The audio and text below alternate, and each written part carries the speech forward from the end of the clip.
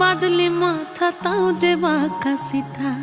মেদিনীপুরে রায়না চিরন বাঁকুড়ার ওই ফিতা, আরে যতন করে বাঁধলি মাথা তাও যে বাঁকা সিথা।